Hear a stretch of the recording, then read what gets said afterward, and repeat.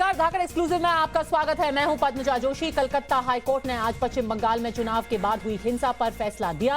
High court ने कहा कि हत्या, बलात्कार, यौन उत्पीड़न की शिकायतों की अब सीबीआई जांच होगी और राज्य सरकार सभी दस्तावेज सीबीआई को जल्द से जल्द सौंप दे। कोर्ट की तरफ से ममता बनर्जी सरकार को ये एक बड़ा झटका है। एनएचआरसी ने अपनी जांच के बाद 3 सिफारिशें की थी अपनी रिपोर्ट में। सिफारिश नंबर 1, हत्या, बलात्कार, यौन उत्पीड़न की शिकायतों की जांच सीबीआई को सौंपी जाए। आज कलकत्ता हाईकोर्ट ने इस सिफारिश को मान लिया और यह जांच सीबीआई को सौंपने के लिए हामी भर दी। दूसरी मांग, एनएचआरसी ने यह कहा कि कोर्ट की निगरानी में एसआईटी का एक गठन किया जाए। हाईकोर्ट ने इस सिफारिश को भी मान लिया और यह आदेश दिया कि इस एसआईटी का गठन कोर्ट की निगरानी में किया जाए। गंभीर मामलों के अलावा जो भी केस है, लूटपाट के, हत्या करने की कोशिश के केस है, उनकी जांच अब इस 3 सदस्यीय एसआईटी के द्वारा की जाएगी। एनएचआरसी की सिफारिश नंबर 3, हिंसा में मारे गए लोगों के परिवार, बलात्कार और यौन उत्पीड़न के शिकार लोगों को पश्चिम बंगाल की सरकार से मुआवजा मिलना चाहिए और कलकत्ता हाईकोर्ट ने मुआवजे की मांग को भी मान लिया है। चुनावी आंकड़ों और चुनाव के बाद हुई हिंसा की चपेट में बहुत लोग आए। चुनावी आंकड़ों की बात लगातार की जाती है, आप इस पर बहस भी देखते रहते हैं, पर आज के दिन जरूरी यह है कि आप उन लोगों के चेहरे देखें, उन लोगों के परिवारों से मिले जो इस हिंसा का शिकार हुए हैं। सबसे पहले मैं आपको मिलवाना चाहती हूं अभिजीत सरकार से। भारतीय जनता पार्टी के कार्यकर्ता थे। 2 मई को उन्होंने फेसबुक पर एक लाइव किया जिस पर रोते रोते, और ये आप उस फेसबुक का वीडियो देख रहे हैं जहां पर एक रोते हुए अभिजीत ने बिलखते हुए यह बताया कि कुछ टीएमसी के कार्यकर्ता उनके घर पे उनको ढूंढते हुए आए थे। जैसे ही चुनाव के नतीजे आए, उन्होंने अभिजीत को धमकियां देना शुरू कर दिया। उनके घर पर पहुंचे और जब अभिजीत उनको घर पर नहीं मिले तो उनके जो पालतू कुत्ते थे, उनके पास कुछ पपीज थे, उन पपीज की पीट पीट कर हत्या कर दी गई। इस परिवार ने जाकर के पुलिस के पास अपनी शिकायत दर्ज करने की कोशिश की। उनका यह कहना है कि उनकी शिकायत भी दर्ज नहीं की गई और 24 घंटे के अंदर वो अभिजीत जो कि रो रो कर गुहार लगा रहे थे, कह रहे थे कि मेरी जान को खतरा है, मेरे को इसलिए धमकियां मिल रही हैं क्योंकि मैं बीजेपी का कार्यकर्ता हूं, 24 घंटे के अंदर उनकी लाश मिली। पार्टी ऑफिस है मेरा भाई का, बीजेपी का, और वो एनजीओ ऑफिस जो रास्ते से कुत्ता वगैरह वो उठा के लेके यहाँ पे रखता था, उसको सेवा करता था। तो करीबन 1:30 बजे यहाँ पे बॉम्बिंग चालू हो गया। तब हम नारकेलडांगा थाना, डीसी, लाल बाजार को लगातार फ़ोन कर रहे हैं कि बॉम्बिंग हो रहा है, आइए आइए। एक बम का पिक्चर वीडियो है सबका। पुलिस वाला आया नहीं। बहुत देर बाद एक पुलिस आया, पुलिस के सामने ही बम, फिर वही बम उठा के, जो फटा नहीं हुई बम उठा के मार रहा है। उसका वीडियो है। कौन थे ये लोग, कौन थे? टीएमसी के लोग, उसका प्रूफ है। वो अपना ग्रीन आबिर लगा के, ममता का टी शर्ट पहन के, ये जो है जो टीएमसी कार्यकर्ता ने किया है, इसका वीडियो भी है। देखिए, प्रमाण देके गया है कि हाँ हम इतना बड़ा आदमी है कि हम कुछ कर सकते हैं। देखिए, लगा के भी गया कि वही लोग कर रहा है। फिर हम लोग के पार्टी ऑफिस के अंदर घुस गया। फिर वो लोग यहाँ आया, यहाँ मारा, बम मारा, हम लोग को मारा, पूरा पार्टी ऑफिस तहस नहस कर दिया। मार के फिर हम घर के तरफ भागे। फिर ये लोग घर के तरफ गया। फिर वहाँ पे जाके सीसीटीवी का जितना तार है उसको पूरा खोल के उसके गले में लगा के मार डाला, पीट पीट के, और रास्ते से पत्थर उठा के उसके सर पे सर उड़ पूरा फोड़ दिया। तो तब तक पुलिस आया था कि पुलिस तब भी नहीं था प्रेजेंट आपके घर के सामने? नहीं, पुलिस यहाँ पे खड़ा था 2 ठो, और कोई पुलिस वाला आया नहीं था। और जब ये हत्या हुआ, ये क्या रास्ते के ऊपर हुआ था? हाँ, रास्ते के ऊपर हुआ, तो गली के भीतर। सोचिए, यह हत्या 2 मई को हुई थी। 4 महीने बीत चुके हैं और इन परिवारों को कहना है कि कई दिनों तक इन्हें दर दर भटकना पड़ा जब तक मामला कोर्ट में नहीं पहुंचा। अब आपको मिलवाती हूं पूर्णिमा मंडल से। इस महिला ने टाइम्स नाउ नवभारत को बताया कि कैसे उनकी आंखों के सामने उनके पति को पीटा गया, उन पर धारदार हथियारों से हमला किया गया, और जब पूर्णिमा ने बीच बचाव करने की कोशिश की तो खुद अपने कानों से सुनिए कि उनके साथ क्या व्यवहार किया गया। আমি নাদাই জল থেকে গেলাম দেখছি দেওয়ার পর ওরা হামলা দিল। ওই লালটু প্রথম হামলা দিল, লালটু দেওয়ার পর উজ্জ্বল আসলো, গণেশ আসলো, কালু শেখ আসলো। আসার পর লালটু রড দিয়ে একটা বাড়ি মারে ঘাড়ে, দিয়ে লোঠায় পড়ে যায় আমার সামনে, লোঠায় পড়ে যায়। আবার লালটু মেরো না, মেরো না, লালটু মেরো না, মেরো না, ও মরে গেছে, মরে গেছে। দিয়ে আমি পা চেপে ধরলাম, আমাকে চিৎ করে লাঠি মেরে ফেলে দিল। দিয়ে আমার বুকের উপর লোঠায় পড়লো, লুটিয়ে পড়ে অস্তা নস্তা করলো, আমার কাপড় চোপড় সব কিছু ছিঁড়ে দিল। দেওয়ার পর লালটু আর আবার আমার স্বামীকে মরিনি তো, মরিনি, মরিস নি এখনো, ফের আবার বাড়ি মারলো লাঠি দিয়ে। जो लोग बांग्ला नहीं समझ पा रहे उनके लिए बता देती हूं कि पूर्णिमा बयां कर रही थी कि कैसे जब उन्होंने अपने पति को बचाने की कोशिश की तो जो लोग उन पर हमला कर रहे थे उन्होंने उनके कपड़े फाड़ दिए, उनकी छाती पर बैठ गए और उनको बुरी तरीके से पीटा। यह सब सुनना आज जरूरी है क्योंकि यह आपके लिए समझना जरूरी है कि इस सीबीआई जांच की आखिर जरूरत क्यों पड़ी। वो कौन लोग थे जिनको जिनकी न्याय की उम्मीद बिल्कुल खत्म ही हो चुकी थी, उनको आखिरकार सुप्रीम कोर्ट तक जाना पड़ा। ऐसी एक महिला के बारे में अब आपको बताती हूं, एक 60 साल की महिला, 2 महिलाएं उन्होंने सुप्रीम कोर्ट का दरवाजा खटखटाया। एक नाबालिग थी, एक 60 साल की महिला थी जिन्होंने सुप्रीम कोर्ट में अर्जी लगा करके यह बोला कि मेरे 6 साल के पोते के सामने मेरा बलात्कार किया गया। और उन्होंने नाम लिया तृणमूल कांग्रेस के कार्यकर्ताओं का। सुनिए। लेकिन वो बच्चा को मारने के लिए धमकी दिया, ठीक है? क्या बोला? लेकिन बच्चे का पूरा बताइए। बच्चा जिस टाइम वो ऐसा काम हुआ था ना, हाँ जी, बच्चा ने जर मार के वो खटिया का नीचे खटिया का अंदर घुस गया था।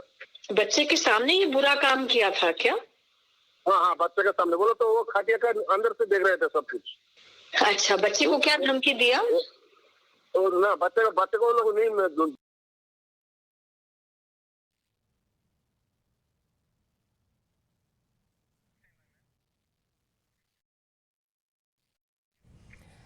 और ये सिर्फ एक बानगी है उन सारे लोगों से जिनसे हमारी संवाददाता श्रेयसी डे पहले ही दिन से बातचीत करती आई हैं।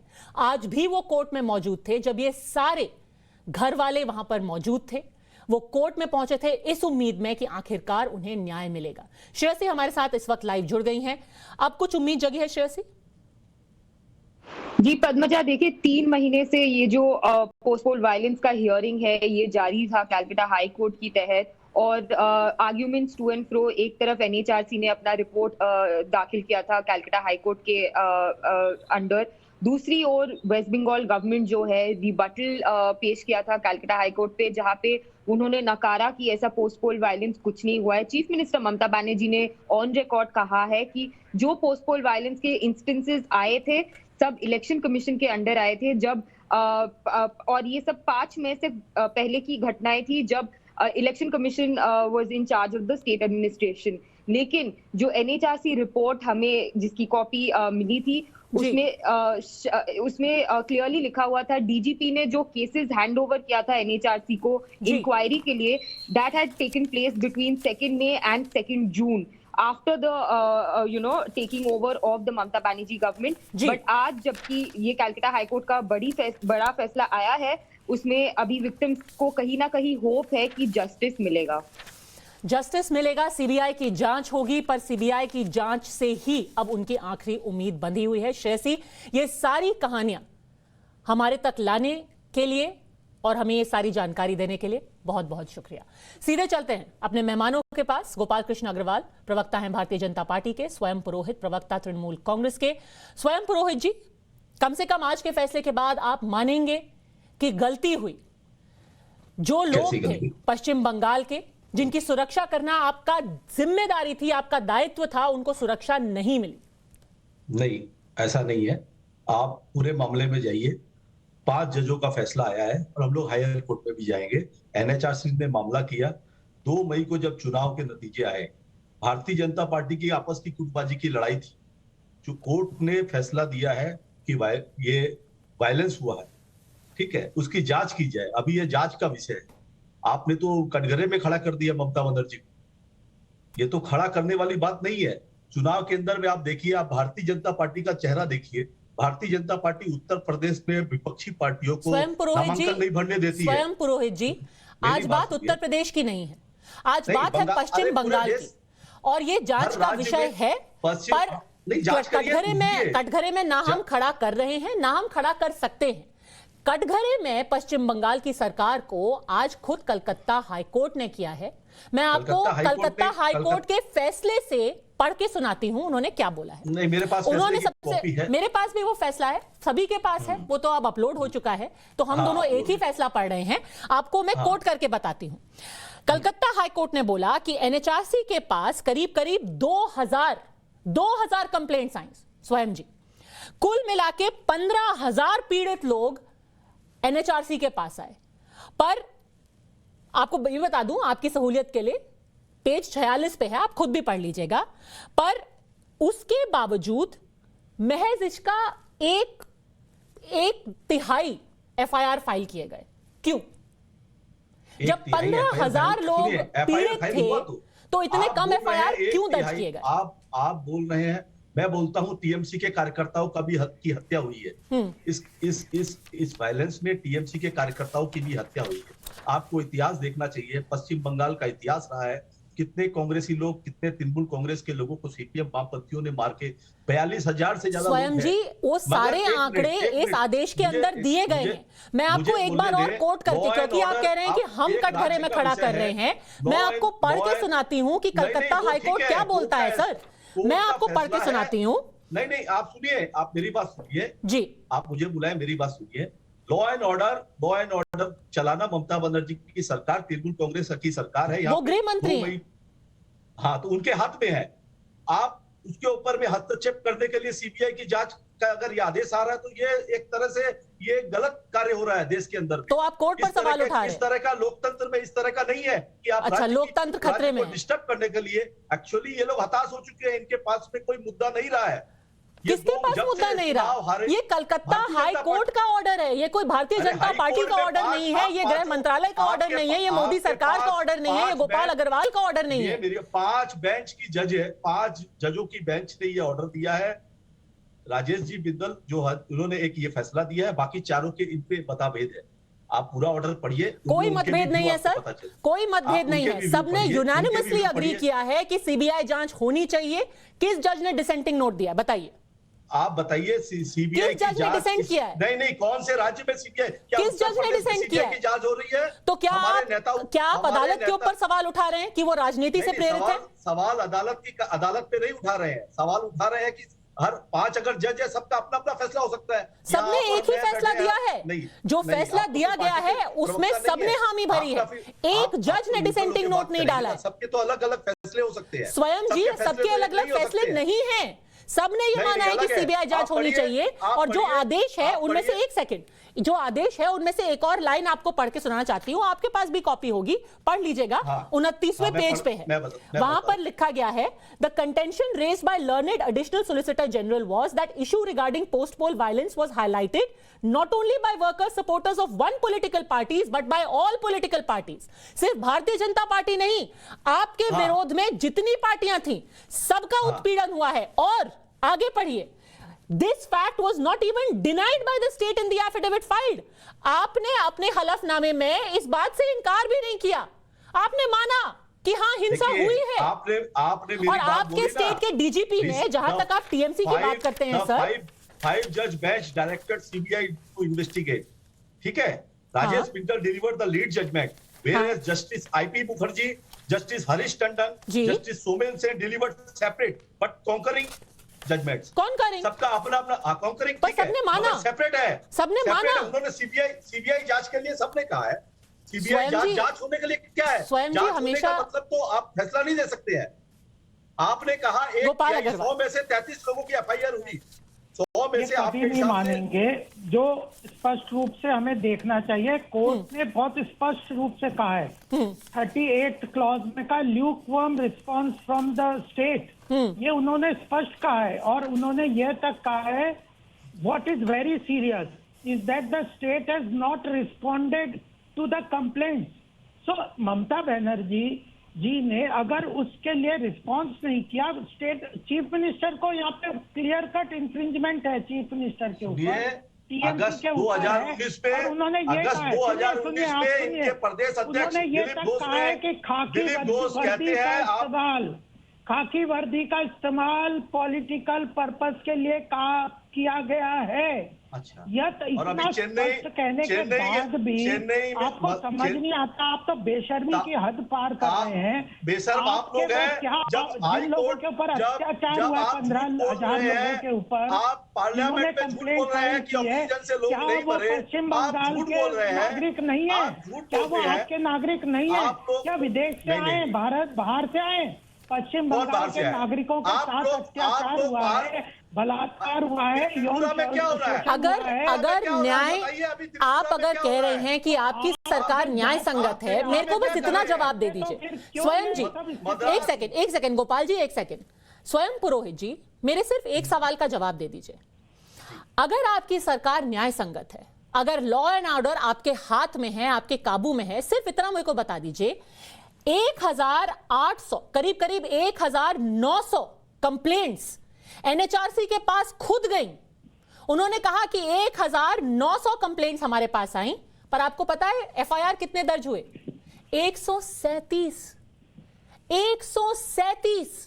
1900 में से 137 एफआईआर दर्ज किए गए। क्यों पुरोहित जी? बनते ही आपको भी पता है। क्या ये लोग बंगाल के नागरिक नहीं हैं? एनएचआरसी के क्या इन लोगों को सिर्फ इसलिए मरना चाहिए क्योंकि ये किसी और पार्टी के कार्यकर्ता हैं? क्या इनके मानवाधिकार नहीं है? इनमें से कई लोग हैं जो कि दलित हैं, महिलाएं हैं, उनकी जिंदगी का कोई मोल नहीं है। क्यों दिए गए? उस समय एनएचआरसी कहाँ चला गया? एनएचआरसी से मेरा सवाल है कि उस समय सीबीआई सर, सवाल का जवाब आज आपको देना पड़ेगा। आज आप सवाल पूछ नहीं सकते, आज आप जवाब देंगे, और आप जवाब देंगे उन लोगों को जिन्होंने आपको वोट दिया है, जो आपके राज्य में रहते हैं। 1900 लोग ऐसे हैं जो कि एनएचआरसी के पास गए, उनको मानवाधिकार आयोग के पास जाना पड़ा क्योंकि पश्चिम बंगाल की पुलिस ने, पश्चिम बंगाल की सरकार ने उनके मानवाधिकारों का हनन किया।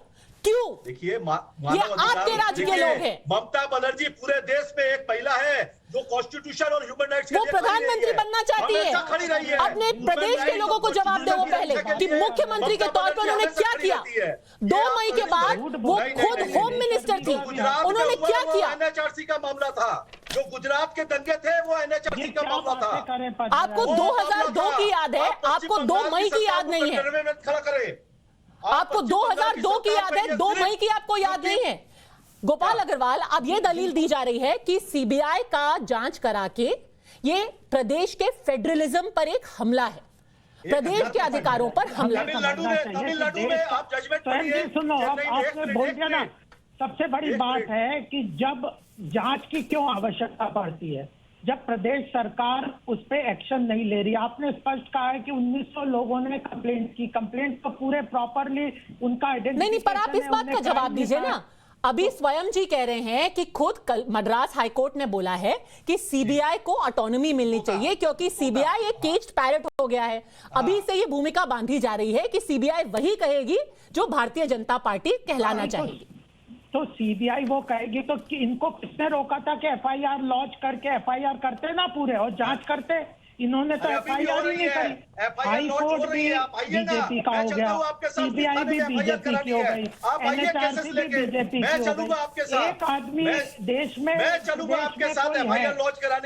ममता बनर्जी है। ममता बनर्जी के अलावा सारे भ्रष्ट है, सारे खराब है। बस ममता बनर्जी जो है वही जो बिल्कुल साफ धुली है, और उन्होंने जो किया वह उसकी जिम्मेदारी भी लेने को तैयार नहीं है। सबसे पहले स्वयं जी ये बताइए, क्या वहां पे अत्याचार हुआ, वायलेंस हुई, जो यौन उत्पीड़न हुए, लोगों को स्वयं जी पड़ा, वो किस पार्टी के, वो तो स्वयं जी पता चलेगा। पश्चिम बंगाल हिंसा हुई कि नहीं हुई, क्या आप आज भी मानते हैं? एक सेकंड, मैं आपसे 2 सवाल पूछना चाहती हूं।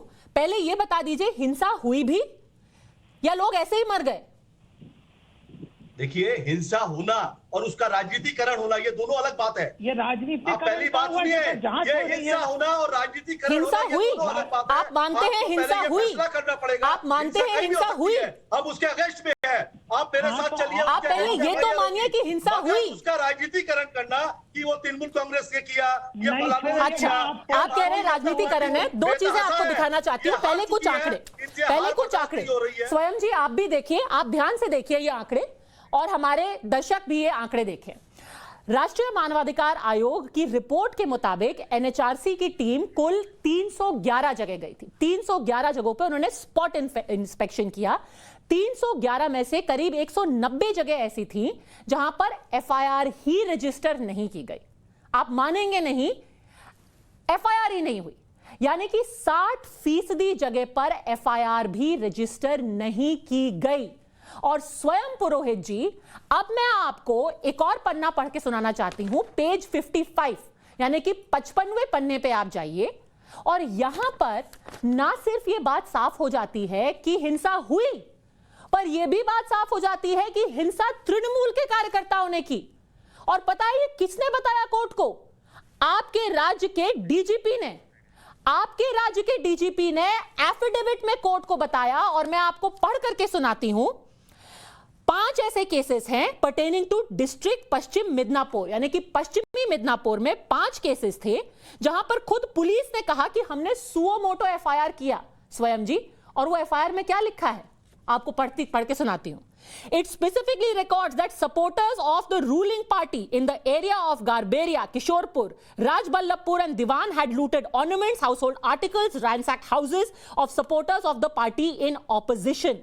यानी कि एफआईआर में दर्ज है स्वयं जी कि तृणमूल कांग्रेस के लोग गए और जो विपक्षी पार्टी थी उसके घर पे हमला किया। आपका डीजीपी झूठ बोल रहा है स्वयं पुरोहित जी। मुझे बताइए, टीएमसी के कार्यकर्ताओं की हत्या हुई है कि नहीं हुई है? ये लिखा हुआ है इसमें। स्वयं पुरोहित जी, आप सेलेक्टेड पॉइंट्स निकाल के पढ़ रही है। स्वयं जो जी, एनएचआरसी ने क्लेम लगाए हैं, एलिगेशंस लगाए हैं, स्वयं जी, एनएचआरसी का नहीं है, एनएचआरसी का नहीं है, एनएचआरसी का नहीं है। आपकी राज्य की पुलिस है, फैसला दे रहे हैं, आपकी राज्य की पुलिस है। जांच होने के आपकी पहले डीजीपी ने ऑन रिकॉर्ड बोला, आपकी सरकार बोलती रही कि 5 तारीख तक हमारे हाथ में कुछ नहीं था। 5 तारीख तक चुनाव आयोग के हाथ में लॉ एंड ऑर्डर था। आपके डीजीपी ने हलफनामे में लिखा है कि 9 तारीख को एक मर्डर हुआ, 10 तारीख को अटैक हुआ, 12 तारीख को हमला हुआ। आपके डीजीपी ने, आपकी प्रदेश की सरकार ने अपने हलफनामे में बोला है। अब बताइए, देखिए, हिंसा किसने की? कहा टीएमसी ने हमला किया। और क्या अभी आपने सुना नहीं? बोला उसने कहा नहीं, आप बीच में नहीं बोलिए, उनको बोलने दीजिए।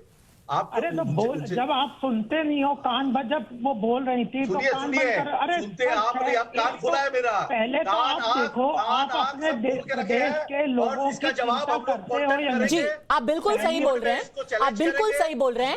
8 तृणमूल के कार्यकर्ताओं की हत्या के केस दर्ज हुए, 8 तृणमूल के कार्यकर्ताओं की हत्या के केस दर्ज हुए हैं, और जिसने भी वो हत्या की है, जिसने भी वो अपराध किया है, उसके खिलाफ कड़ी से कड़ी सजा होनी चाहिए। पर अब तो आप मान लीजिए कि जो आपके विरोधी पार्टी थी उनके खिलाफ चुनावी हिंसा हुई, 5 तारीख के बाद हुई, और तृणमूल के कार्यकर्ताओं ने की। विरोधी पार्टी किसको बोलेंगे? इनके नेता थे मुकुल राय। मुकुल राय अभी कौन सी पार्टी में है? इनके नेता मुकुल राय थे ना, अभी कौन सी पार्टी में है मुकुल जी? चलिए, मुकुल जी वापस टीएमसी में आ गए हैं। इनके नेता, इनकी पार्टी कहाँ है? आप ये पार्टी मुकुल रॉय, सुनिए, बहुत आपको मुबारक हो, आपको मुबारक हो कि मुकुल रॉय जी वापस आपकी पार्टी में आ गए हैं। आपको मुबारक हो कि आप दिल्ली में आते हैं और 14 पार्टियों के साथ आप गठबंधन बनाने की सोच रहे हैं। आपको बेस्ट ऑफ लक और आपको मुबारक हो। पर जवाब अंत में आपको देना पड़ेगा पश्चिम बंगाल की जनता को, जो कि इस वक्त आपको देख रही है। और ये जो कोर्ट का ऑर्डर है और जो सीबीआई का आप इन्वेस्टिगेशन होगा, उसके लिए भी जवाब आपको ही देना पड़ेगा पश्चिम बंगाल की जनता को। मामला इधर पे ही खत्म करते हैं। हमारे साथ जुड़ने के लिए बहुत बहुत शुक्रिया। ये ऑर्डर करीब 150 पन्नों का है, और इसमें से कई ऐसे सवाल ऐसे निकलते हैं जो कि शायद पश्चिम बंगाल की सरकार को आने वाले दिनों में जवाब जिनका देना काफी मुश्किल हो जाएगा। वक्त एक ब्रेक का। आप देख रहे हैं धाकड़ एक्सक्लूसिव। मैं हूं पद्मजा जोशी। पाकिस्तान का नया आतंकी अड्डा अफगानिस्तान बन रहा है। पूर्वी और दक्षिणी अफगानिस्तान में पाकिस्तान में पल रहे जैश ए मोहम्मद अपने आतंकी ठिकाने बना रहा है, जिनमें आतंकियों को ट्रेनिंग दिए जाने का प्लान है। पाकिस्तान की ISI ने अलकायदा, जैश ए मोहम्मद, ISKP, तालिबान और जमात जैसे संगठनों को एकजुट करने का प्लान बनाया है। लश्कर और जैश जैसे संगठन अब मिलकर तालिबानी आतंकियों को ट्रेनिंग देंगे। इस ट्रेनिंग में drone, night vision device, thermal scope, computer और रेडियो चलाने की ट्रेनिंग भी शामिल है। पाकिस्तान अफगानिस्तान को अपना आतंक का अड्डा बना रहा है। इसके पीछे दो वजह है। पहली वजह, पाकिस्तान में पल रहे आतंकी संगठनों को एक नया ठिकाना मिल जाएगा, जहां से पाकिस्तान तालिबान के साथ मिलकर कश्मीर में आतंक फैलाने की तैयारी में है। और दूसरी वजह, FATF की ग्रे लिस्ट से उसको छुटकारा भी मिल सकता है। निकुंज गर्ग, हमारे इंटरनल सिक्योरिटी एडिटर, इस वक्त हमारे साथ लाइव जुड़ गए हैं। निकुंज, बहुत ही जरूरी ये खबर है क्योंकि पहले ही जो सिक्योरिटी एस्टैब्लिशमेंट है इंडिया में, उन्होंने कहा है कि अफगानिस्तान एक टेरर एपिसेंटर बन सकता है। क्या आशंकाएं हैं सिक्योरिटी एस्टैब्लिशमेंट को, विस्तार से बताइए। पद्मजा, जो आशंकाएं हैं वो जगजाहिर हैं, इन द सेंस दैट कि बहुत लंबे समय से ये कहा जा रहा है कि तालिबान, एंड काफ़ी स्कॉलरशिप इसके पीछे गई है। बहुत बड़े बड़े स्कॉलर्स ने ये कहा है कि तालिबान कोई इंडिपेंडेंट मूवमेंट नहीं है। ये एक उसी तरह का टेरर संगठन है जो कि लश्कर तैयबा या जैश ए मोहम्मद या और तंजीमें जो पाकिस्तान ISI ने अपने एक्सटेंशन के तौर पे खड़ी करे हैं। और उसके रीज़न हम सब जानते हैं कि दुनिया भर में जब किसी एक पर्टिकुलर संगठन को लेकर के प्रेशर, दबाव पड़ना शुरू होता है तो पाकिस्तान एक दूसरे संगठन को प्रॉप कर देता है। अफगानिस्तान में नपी तुली स्ट्रैटेजी के तहत ये तालिबान को खड़ा किया गया था। ये कुछ समय के लिए स्कॉलर्स का मानना है कि उनके हाथ से बाहर भी गया, जबकि पाकिस्तान ने जिस तरह से उसको कंट्रोल करना चाहा वो उनके कंट्रोल में नहीं रहे, पर उनके डीप लिंकेजेस हमेशा से रहे हैं। पिछले साल भर से जब से पाकिस्तान ये सेंस कर रहा था कि अब अमेरिकन के पास में और वहाँ टिकने का मादा नहीं है और वहाँ टिकने की उनकी इच्छा शक्ति नहीं है, तब से पाकिस्तान ने वो सारे कॉन्टैक्ट्स रिन्यू किए हैं, लगातार उस पर काम किया है। सब तरफ से, वेस्टर्न इंटेलिजेंस की तरफ से, हिंदुस्तान की तरफ से ये रिपोर्ट्स आती रही हैं। जो रिपोर्ट हम आज पब्लिक डोमेन में डाल रहे हैं वो पूरी इंगित करती है कि किन किन फ्रंट्स पे पाकिस्तान ने हाल फिलहाल में, जब से वो ये सेंस कर रहे थे कि अब बस विजय उनके हाथों में है, इन द सेंस कि अमेरिका वहाँ से हट जाए, फॉरेन पावर्स वहाँ से हट जाएं और तालिबान सत्तारूढ़ हो जाए, वो काम किया है। बड़ी बात उसके अंदर ये है कि इस रिपोर्ट के अंदर ये है कि आप अगर देखें तो मोडस ऑपरेंडाई जिस तरह से कश्मीर में हम देखते हैं कि घटनाएं कोई भी अंजाम दे, एक रेजिस्टेंस फ्रंट के नाम से उन्होंने एक नया फ्रंट क्रिएट किया है, वो जिम्मेदारी लेता है। उसी तरह से ये रिपोर्ट मेंशन करती है कि सिविलियंस की जब भी बड़ी स्ट्राइक होती है, यानी पिछली गवर्नमेंट के ऑफिशियल्स, मीडिया पर्सन्स या जो बड़े पॉलिटिकल नेता थे, उनकी टारगेटेड किलिंग, वो एक ऑर्गेनाइजेशन ISKP करके उसकी जिम्मेदारी लेती है। हालांकि उनकी कैपेसिटी या वेरविदौल कहीं किसी को ग्राउंड पे दिखता नहीं है। मल्टीपल और इसी तरह के रिपोर्ट्स इस रिपोर्ट के अंदर इसमें जनरेट किए गए हैं। बड़ा खतरा जो इस समय है, जिसको हमको कॉन्शियस रहने की ज़रूरत है, जिसलिए हम ये रिपोर्ट आज इस चैनल पे अपने टाइम्स नाउ नवभारत पे डाल रहे हैं, वो ये है कि बहुत रश में लोग हैं कि तालिबान का मॉडरेट फेस सामने आ रहा है, तालिबान को एक नए नज़रिए से देखने की ज़रूरत है। और पाकिस्तान जो है किसी भी तरह से नहीं चाहेगा कि जो आतंक उन्होंने इतने सालों तक बर्दाश्त किया और चले। ऐसा नहीं है, इसके पुख्ता सबूत इंटेलिजेंस एकत्रित कर चुकी है, कर रही है, और इसलिए ये रिपोर्ट पब्लिक डोमेन में आना और हमारे व्यूअर्स को और उनके थ्रू और लोगों को इसको समझना ज़रूरी है। निकुंज, क्या इस बात का भी खतरा है कि जो बहुत बड़ा हथियारों का जखीरा US आर्मी फोर्सेस छोड़ गई हैं, वो भी इन आतंकियों के हाथ में जा सकता है? तालिबान ने इन पर ऑलरेडी कब्जा कर लिया है, अब ये जैश और लश्कर के पास भी पहुंच सकती हैं। पद्मजा, इसमें से जो रेगुलर टेररिस्ट के इस्तेमाल करने वाला असलाह है, उसका पाकिस्तान स्पॉन्सर सारा टेरर तंजीमों के पास पहुंचने में तो किसी को कोई शक है नहीं। रिपोर्ट भी इस बात को मेंशन करती है। बट इसका बड़ा और एक आयाम जुड़ा हुआ है, वो ये कि जो चिन्हूक हेलीकॉप्टर टाइप की जो टेक्नोलॉजी है, जिसको चाइना हमेशा से चाहता रहा है और अमेरिका ने उन पर बैन लगाया हुआ है, ये पहली बार उनके ऑल वेदर एलाई पाकिस्तान के हाथ में अब पहुंच चुकी है और उनको वो टेक्नोलॉजी ट्रांसफ़र या उनको उसको देने में कोई गुरेज नहीं होगा। और इसलिए इससे बड़ा खतरा स्ट्रैटेजिकली इंडिया को है टेरर तंजीमें तो उन हथियारों से लड़ेंगी जिन हथियारों का मैन टू मैन कॉम्बैट में या आतंकवादियों को ज़रूरत होती है, और उसकी मुझे लगता है कि तालिबान को ना तो पहले कोई कमी थी कर्टसी पाकिस्तान, और ना आने वाले दिनों में कोई कमी होने वाली हो पाएगी पाकिस्तान के बतौर। आतंक वही, मुखौटा नया। निकुंज, सारी जानकारी के लिए आपका बहुत बहुत शुक्रिया। पिछले 8 महीनों से कृषि कानूनों के खिलाफ दिल्ली की सीमाओं पर किसान संगठन लगातार आंदोलन कर रहे हैं, वहां पर जमे हुए हैं, टेंट लगा दिए हैं। सरकार और किसान नेताओं के बीच कई दौर की बैठक भी हुई है, लेकिन कोई नतीजा नहीं निकला, क्योंकि किसान नेता अपनी मांगों पर अड़े हुए हैं। और अब किसान संगठन में जो दरार काफी महीनों से दिख रही थी, अब वो दरार और भी बड़ी हो गई है। कुछ दिन पहले किसान संयुक्त मोर्चा के विकल्प आचार्य, जो कि अखिल भारतीय स्वामीनाथन आयोग के राष्ट्रीय अध्यक्ष भी हैं, उन्होंने बाहर निकाल दिया गया, जिसके बाद विकल ने ये आरोप लगाए हैं कि किसान आंदोलन की आड़ में ये किसान नेता बस अपनी राजनीति ही चमका रहे हैं।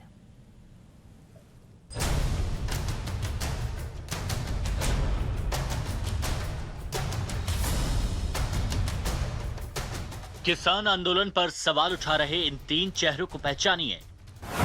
विकल्प आचार्य, संयुक्त किसान मोर्चे से निष्कासित सदस्य और अखिल भारतीय स्वामीनाथन आयोग के राष्ट्रीय अध्यक्ष। कैलाश चौधरी, भारत सरकार में केंद्रीय कृषि और किसान कल्याण राज्य मंत्री। सरदार वीएम सिंह, राष्ट्रीय अध्यक्ष, राष्ट्रीय किसान मजदूर संगठन। हाल ही में संयुक्त किसान मोर्चा से निष्कासित किए गए विकल्प आचार्य का आरोप सुनिए। आज आप किसानों को बहकाकर बॉर्डर पर लाकर तीनों काले कानून और एमएसपी के लिए आप बातचीत करने को तैयार नहीं है। आप इस आंदोलन को केवल अपनी मर्जी से, कभी कहते थे 9 महीने चलेगा, बक्कल तार देंगे, ये 2024 तक चलेगा। तो अपनी जो राजनीतिक महत्वाकांक्षाएं हैं, कम से कम किसानों की उन 700 शहादतों को देखिए। आज किसान बॉर्डरों के ऊपर, उसने सर्दी देखी, गर्मी देखी, बारिश का मौसम देखा, लगातार हमारी लाशें जो है हमारे गाँवों में वापस जा रही है। तो इस समय में किसान जो है उसको इस आंदोलन का कुछ ना कुछ रिजल्ट निकलना चाहिए। आज संयुक्त किसान मोर्चा 4 आदमियों की प्राइवेट लिमिटेड कंपनी बन चुका है। राकेश टिकैत, रज्जेवाल, दर्शन पाल और योगेंद्र यादव ये एजेंडे डिसाइड करके आते हैं। इन लोगों के मन के अंदर ये है कि इस आंदोलन को हमने 2022 मार्च तक तो खींचना ही खींचना है। आज वही किसान नेता आंदोलन को 26 जनवरी के बाद लगभग 6.5 महीने पूरे हो चुके हैं, एक दौर वार्ता के लिए ये लोग मजबूर नहीं कर सके, यानी कहीं ना कहीं नेतृत्व की मंशा पर आज शक जाहिर होता है। विकल्प आचार्य के इस बयान से भारत सरकार में केंद्रीय कृषि एवं किसान कल्याण राज्य मंत्री कैलाश चौधरी भी सहमत हैं। जो 2024 की बात करते हैं, यूपी के चुनाव की बात करते हैं, तो इसका साफ जाहिर होता है कि इसके पीछे मोटिव इनका क्या है, पॉलिटिक्स है।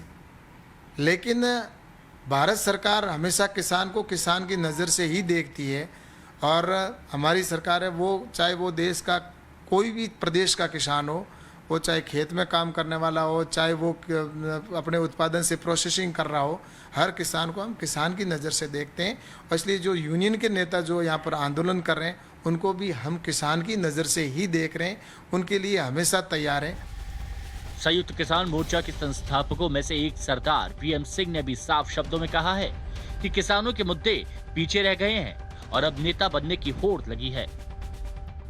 आज मुद्दे पीछे चले गए हैं, नेता बनने की होड़ आगे आ गई है। यही चीज़ इन्होंने मेरे साथ किया था। शुरू में जब हम लाने के बाद, जब मुझे कोरोना हो गया, मैंने कहा कि बिल्स को होल्ड पे रख दो और आप जो हैं वार्ता करो।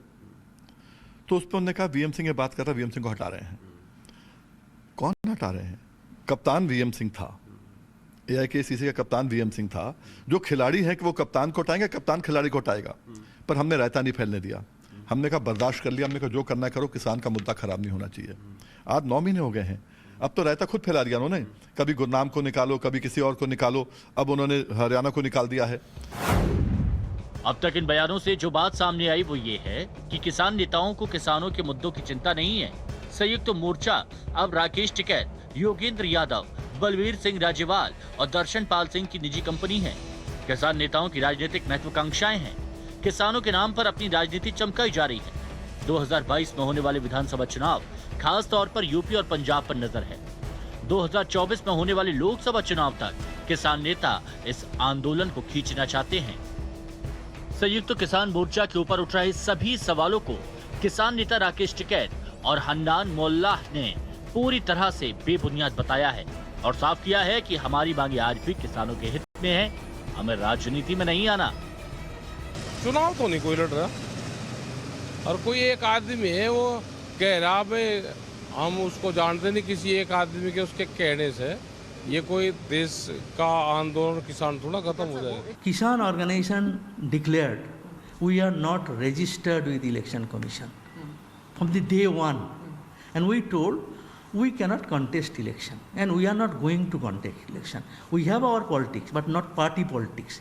Our politics, repeal 3 acts, MSP act pass. This is our politics, Kisan politics. We are moving for that. So there is no question of, because of that we said that our is not a political party. So political parties activity we are not involved. Your report, Times Now, Navbharat. Times of Navbharat के संवाददाता मोहित भट्ट इस वक्त हमारे साथ जुड़ गए हैं। मोहित, इन नेताओं को क्यों निकाला गया किसान संयुक्त मोर्चा से? देखिए पद्मजा, जो इन नेताओं का जो आरोप है वो ये है कि हम लोग जब ये कहते थे कि जनवरी तक आपने 12 दौर की बातचीत की, अब अगस्त आ गया है, 6.5 महीने हो चुके हैं, आप लोग सरकार पे दबाव क्यों नहीं डाल रहे हैं, बातचीत क्यों नहीं कर रहे हैं? क्योंकि हमें भी घर जाना है, किसानों को भी घर जाना है, वो लोग यहाँ पे हैं, उन लोगों को खेतों में वापस जाना है, लेकिन आप लोग बात नहीं कर रहे। जब इन लोगों ने ये बात आगे करी तो इन लोगों को ये कहा गया कि आप लोग जो है संयुक्त किसान मोर्चा का जो स्टैंड है उससे अलग बात कर रहे हैं, इसलिए हम आपको निकालते हैं। लेकिन देखिए कि जो विकल्प प्रचार हैं वो ऑल इंडिया स्वामीनाथन संघर्ष समिति से शुरू से जुड़े हुए हैं, जिससे पहले कि योगेंद्र यादव हो गए, चाहे आप देखिए कि राजेवाल हो गए, चाहे दर्शनपाल हो गए, उनसे पहले ही ये किसानों की बातें उठा चुके हैं। तो इनका अब ये कहना है कि ये जो मूवमेंट है पूरा संयुक्त किसान मोर्चा का वो पॉलिटिकल हो चुका है। ये कह रहे हैं कि जब आपने किसानों को कहा कि हम प्रोटेस्ट करेंगे तो किसानों को आपने 3 कानूनों की बात की, आपने MSP को कानून बनाने की बात की, लेकिन अब वो आप ये बात नहीं कर रहे हैं और आप सिर्फ राजनीतिक मंशा के लिए आगे बढ़ रहे हैं। जब आपकी राजनीतिक मंशा आ जाती है तो उसके बाद आप किसानों को नहीं सोचते हैं। विकल्प प्रचार ने एक और बात की, उन्होंने ये कहा कि जिस तरह से टिकैत कहते हैं कि हम 22 तक बैठेंगे, हम 24 तक बैठेंगे, और जो पंजाब की जत्थेबंदी है वो कह रहे हैं हम 22 तक बैठेंगे, क्योंकि पंजाब और यूपी में 22 में चुनाव है पद्मजा। तो सवाल यहाँ पे जो हरियाणा की जत्थेबंदी है वो ये उठा रही है कि आखिरकार आपकी पॉलिटिकल एम्बिशंस के लिए हम क्यों बैठें। उन्होंने ये भी कहा कि जो 17 जत्थेबंदी है पंजाब की, जिसमें ज़्यादातर जो है कम्युनिस्ट लीडर हैं, वो पहले ही चुनाव लड़ चुके हैं। तो अगर आपकी चुनावों की मंशा थी तो आप पहले ही किसानों को बोलते कि हमारे चुनावों की मंशा है और हम सेंटर और स्टेट से जो है सरकार को हटाने के लिए आए हैं। लेकिन जो किसान है वो इसके लिए तैयार नहीं है। 700 से ऊपर किसानों की शहादतें हो चुकी हैं, और अगर आपकी जनवरी तक की बात है कि दोबारा दौर की बातचीत आपकी हो चुकी है, आपने सरकार पे दबाव क्यों नहीं डाला कि अगस्त अब आ गया है और एक और दौर की बातचीत की जाए। वो ये भी कहते हैं कि अगर MSP पे कानून बन जाता है तो पहले के जो 2 लॉ हैं उसमें तो किसानों को फायदा हो जाएगा। और खास तौर पे ये भी कहा गया है कि जो अमेंडमेंट के लिए हम तैयार हैं, VM सिंह भी यही कहते हैं। तो VM सिंह तो शुरू से जो है किसान आंदोलन में जुड़े हुए थे, गाजीपुर पे वो बैठते थे, उनका पूरा वहां पे जो है टेंट लगे हुए थे। लेकिन जब VM सिंह आपसे अलग हो गए, आपके विकल्प प्रचार अलग हो गए जो हरियाणा के थे, तो संयुक्त किसान मोर्चे को भी सोचने की जरूरत है, आखिरकार वो क्या चुनाव के लिए बैठे हैं वहां पे या फिर किसानों के हित के लिए हैं। क्या आप संयुक्त किसान मोर्चा संयुक्त नहीं रहा? हम आपके लिए जितने लोग हैं, जितनी आवाजें उनके खिलाफ उठती हैं, उनके घेराबंदी के खिलाफ उठती हैं, उनको चुप क्यों करा दिया जाता है? ये सोचने वाली बात है। किसानों के हक में हर कोई बात करना चाहता है, हर कोई किसानों का आदर भी करता है, पर किसानों की आड़ में राजनीति, ये आज का सबसे बड़ा सवाल है। मोहित, सारी जानकारी के लिए आपका बहुत बहुत धन्यवाद। विजय सरदाना कृषि अर्थशास्त्री हैं, ये तीनों जो कृषि कानून है उनको बहुत करीब से उन्होंने देखा है। विजय सरदाना जी, सबसे पहला सवाल ये भी उठाया जाता है कि क्या ये सब लोग भाजपा के एजेंट तो नहीं है? चुनाव पास आते ही अचानक सब लोग संयुक्त किसान मोर्चा के खिलाफ क्यों बोल रहे हैं? देखिए, ऐसा है कि कोई भी जो मोर्चा होता है उसका उद्देश्य होता है, उसकी लीडरशिप होती है। यहाँ पे संयुक्त मोर्चा में कोई लीडरशिप नहीं है, एक मॉब है, 40 लोगों का एक ग्रुप है। और ये ग्रुप इसलिए बनाया गया है कि एक ही एजेंडा है कि इस देश में सबसे बड़ा वोट बैंक है किसान। किसान को सरकार के खिलाफ भड़काया जाए और किसी भी तरह का समझौता नहीं होना चाहिए, इसलिए 40 लोगों को बैठाया गया। और उसका पर्पस ये था कि अगर 40 में से 2 आदमी भी अगर समझदारी की बात करने की कोशिश करेंगे, जैसे VM सिंह ने करी, बाकी लोगों ने करी, उनको सरकार उसके हाथों बिका हुआ दलाल या किसी और उपनाम से पुकारा जाए और उनको मोर्चे से निकाल दिया जाए। समस्या अब ये है कि 40 लोग आपस में ना तो तैर करना चाहते हैं, क्योंकि ये आप समझिए कि सब की सब कठपुतलियां हैं, एजेंडा कहीं और है, टूल किट कहीं और है। इसीलिए आप देखेंगे टिकैत के रोज बयान बदलते हैं, जिसे कहते हैं ना कि जैसा सिचुएशन, जैसी जनता, जैसा चेहरा वैसा टीका। यहाँ पे यही हो रहा है। तो मुझे ये बताइए, जब भी हम राकेश टिकैत जी से यही सवाल पूछते हैं कि आप बात करने को तैयार क्यों नहीं, वो बस एक ही अपना लॉजिक देते हैं, आप एमएसपी पे गारंटी दे दीजिए, आप 8 महीने से हमें लटका क्यों रहे हैं, हमें बात नहीं करनी, बस एमएसपी पे गारंटी दे दीजिए। आप बताइए अर्थशास्त्री होते हुए कि आखिर सरकार इस पर क्यों अड़ी हुई है, क्यों एमएसपी की गारंटी नहीं दे रही? देखिए, आप एमएसपी की गारंटी जो बात आप कर रहे हैं उसके आंकड़े आप सामने लेके बैठिए ना। जितने भी लोगों ने, 1-2 पत्रकारों ने आंकड़े छापे हैं अखबार में कि 1 लाख करोड़ 1.5 लाख करोड़ का नुकसान होगा, मैंने उनसे 1 to 1 चर्चा करी। मैंने कहा, आप निकाल के दिखाइए मुझे आंकड़े। उनके पास कोई आंकड़ा नहीं। ये सिर्फ तमाशा ये हो रहा है कि इन्होंने अर्थशास्त्र किया नहीं, इन्होंने कभी एनालिसिस किया नहीं। एक उदाहरण मैं आपको दे देता हूं। आज भी एमएसपी पे खरीदारी जो होती है वो एफसीआई करती है। आज भी जो एफसीआई खरीदारी करती है उस पे जो प्रोक्योरमेंट कॉस्ट है वो 40% बैठती है। मतलब अगर 10 रुपए का माल किसान का है एमएसपी का, तो जनता को और देश को वो 14 रुपए में बैठता है। करीब 14% उसकी खरीदारी का खर्चा, करीब 12% उसका डिस्पोजल का खर्चा, और बाकी करप्शन, चोर बाजारी, कीड़ा खा गया, चूहे खा गए और बाकी जो घपले होते हैं वो अलग। नेट ऑपरेटिंग कॉस्ट एफसीआई की 40% है ऑन प्रोक्योरमेंट कॉस्ट। आज आप ये बता दीजिए, इस देश में अगर मैं एमएसपी की ही बात करता हूं सारी, अगर आप कहते हैं कानून बनाओ और ये कहते हैं कि साहब सरकार को नहीं खरीद रहा है, मान लीजिए, चलिए इनकी बात मान लेते हैं, कल को प्राइवेट सेक्टर भी इनकी तरह गैंग अप हो जाता है और कहता है हम किसान से नहीं खरीदेंगे, हम आयात करने दो। तब जो बचा हुआ माल है आज के रेट पे 10 लाख करोड़ का, उस पे आप 40% का खर्चा जोड़ दीजिए, बनता है 14 लाख करोड़। ये तो वो फसलें हैं जिन पे आज एमएसपी है। अगले साल आप इसके एमएसपी के रेट बढ़ाएंगे, वो बढ़ के 14 लाख से 15 लाख हो जाएगा। अगले साल आप फिर 1 लाख करोड़ का खर्चा बढ़ाएंगे, तो हर साल सरकार का 1 लाख करोड़ का बजट एमएसपी पे बढ़ेगा। पहली बात। जो बाकी किसान हैं, हॉर्टिकल्चर वाले हैं, पशुपालन है, मुर्गी पालन है, मछली पालन है, वो कहेगा साहब हमने क्या गुनाह किया, हमें भी एमएसपी दे दो, हम भी तो किसान हैं। तो इस देश में टोटल एग्रीकल्चर प्रोडक्शन करीब 25 से 30 लाख करोड़ के बीच में बैठता है। अब ये एक राजनीतिक सवाल है कि क्या आप एमएसपी दे के सारी चीजें सरकार खरीदे और बेचे, तो फिर तो आप कम्युनिस्ट राज्य की बात कर रहे हो। जो कम्युनिस्ट में होता था, और यही चौधरी चरण सिंह ने कहा था कि जो किसान नेता और जो कम्युनिस्ट नेता ये कहते हैं सरकार को एमएसपी पे खरीदना चाहिए, वो इस देश में लोकतंत्र नहीं कम्युनिस्ट राज चाहते हैं। और ये जो भी ये देख रहे हैं उनको ये समझना चाहिए कि जब सरकार खरीद करती है तो वो पैसा सरकार की जेब से नहीं जाता, वो ले दे के आपकी जेब से जाता है। तो इस हाथ से आप लेंगे, उस हाथ से आप देंगे। आखिरी सवाल विजय जी आपसे ये पूछना चाहती हूं कि क्योंकि राजनीति की बात हो रही है, जो ये संयुक्त किसान मोर्चा है, इन्होंने कई सारे दलों का समर्थन किया है चुनाव में। अभी वो पश्चिमी उत्तर प्रदेश में भी कैंपेनिंग कर रहे हैं, पंजाब में भी कर रहे हैं, टीएमसी को समर्थन दिया। क्या राज्य सरकार जो ये एमएसपी की गारंटी की बात कर रही है, वो खुद के राज्य में इसको इंप्लीमेंट नहीं कर सकती? बिल्कुल कर सकती है। तो कर क्यों नहीं रही? मैं वही आपसे कह रहा हूं। मैं 2 उदाहरण आपको दे रहा हूं। एपीएमसी राज्य सरकार का अधिकार क्षेत्र है, उसमें केंद्र सरकारें दखल नहीं कर सकती। सारी राज्य सरकारें जो भी चाहती हैं एमएसपी देना, वो अपने राज्यों में कानून बना दे कि राज्य सरकारों की मंडियों में जो माल बिकेगा वो एमएसपी के नीचे नहीं बिकेगा। किसान बाहर बेचेगा ही नहीं, सारा माल एमएसपी और उसके ऊपर बिकेगा। इनकी डिमांड पूरी हो जाएगी, कानूनों का कोई मतलब नहीं रहेगा, किसान को रेट मिल जाएगा। दूसरा मेरा निवेदन है, ये सारे किसान अपनी जितनी डिमांडें कागज पे लिखें और राहुल गांधी से, केजरीवाल से, अकाली दल से, कांग्रेस से, जिस भी राज्य में इनके लिए लगता है कि वहां की मुख्यमंत्री और पार्टियां उनके साथ हैं, उस चार्टर के नीचे साइन कराएं कि ये हमारा घोषणा पत्र है किसानों के लिए, और अगर हम सत्ता में आए और ये नहीं किया तो तुरंत इस्तीफा दे देंगे। करवाइए आप। साइन करवाइए सबसे पॉलिटिकल पार्टी से जितना आपका चार्टर है, क्योंकि वो इनको नैतिक समर्थन इसलिए दे रहे हैं ताकि उनको मोदी को या बीजेपी को हटाना है, किसानों का हित नहीं करना है, किसानों को वोट बैंक की तरह इस्तेमाल करना है। तो किसान नेताओं को चाहिए कि एक चार्टर बनाए, केजरीवाल से साइन कराएं और उसको इंटरनेट पे पोस्ट करें।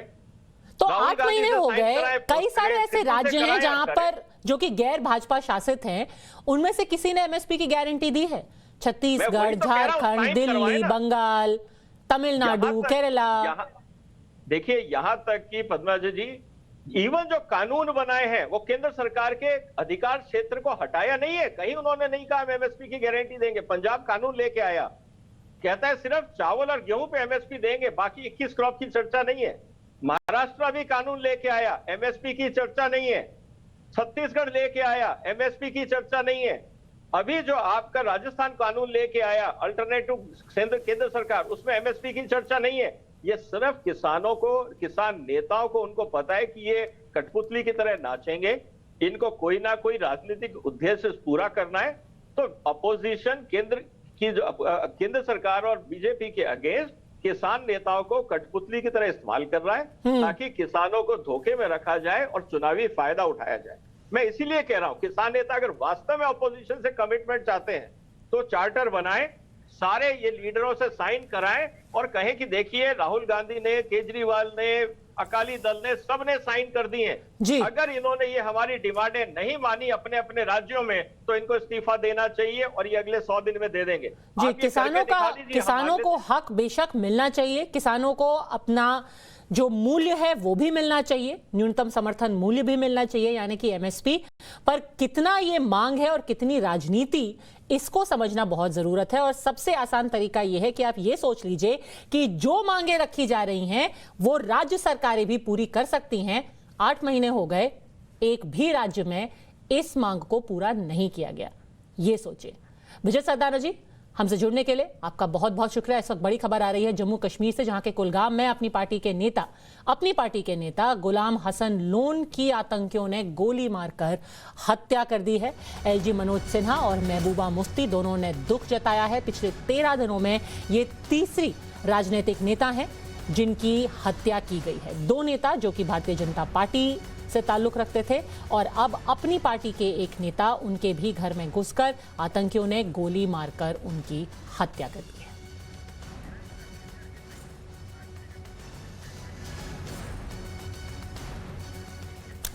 धाकड़ एक्सक्लूसिव में आज के लिए बस इतना ही। पर जाने से पहले आपको याद दिला दूं, टाइम्स नाउ ना भारत में एक ऐसा शो है जिसमें आपके सवाल, यानी कि पब्लिक के सवाल पूछे जाते हैं। पब्लिक खुद वो सवाल पूछती है, सामने होते हैं देश के मंत्री और हुक्मरान, बड़े अफसर और प्रवक्ता। रात 8 बजे के आज शो का हिस्सा आप भी लाइव बन सकते हैं। अपने मोबाइल कैमरे से अपना सवाल रिकॉर्ड करें, स्क्रीन पर दिखाए जा रहे नंबरों पर अपना सवाल व्हाट्सएप कर दें।